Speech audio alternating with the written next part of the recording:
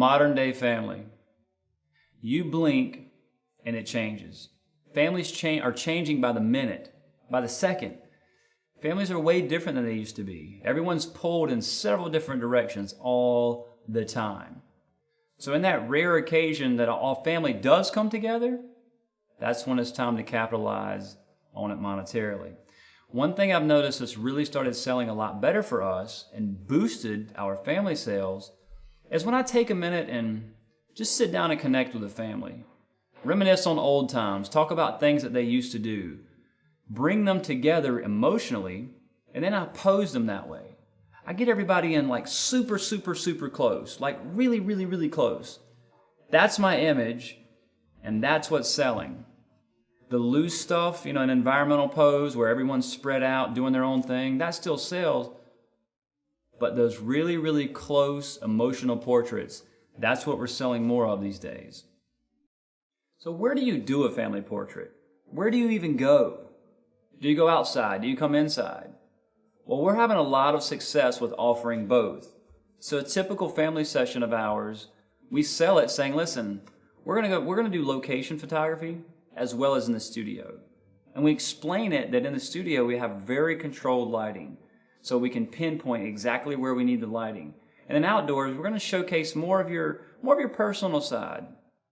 So another sales and marketing piece that we've really started hammering home is selling multiple portraits.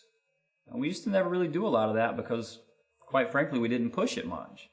So now when clients are coming in and they finally get that family portrait done, we talk it up like it's something that may not happen for a while. And we say, listen, it's been a while since you've had a family portrait made. You told me it's been 7 years now. Look at the changes in these kids. This is amazing. And I know just the people that would love to see that every day and reflect on the impact and all the work that they've done in raising these kids as well. And that's grandparents. We have to do something that shows your appreciation for all the input that they've had into your family. So we need to think of a place in Grandma's house where this is going to work perfect. So if you tie it up and you put all that emotional spiel into it in the beginning, there's no way they're going to say, well, yeah, we love Mom, but she doesn't really deserve a portrait. Now, there's going to be some people that don't get along with grandparents. That's obvious. But for most people, it's going to work. It's going to turn into that added sale every single time. And then ask questions about aunts and uncles, cousins. You may get conversations that spark a tremendous relationship with those people, and you can pick up on that. And when you do, that's your time to go in there and say, listen, tell me a little bit more about your uncle so-and-so. And when they do, say, wow, that's amazing. It sounds like you guys really have a close relationship. And when they say, yes, I couldn't imagine life without them, that's your lead in to sell another family portrait to them.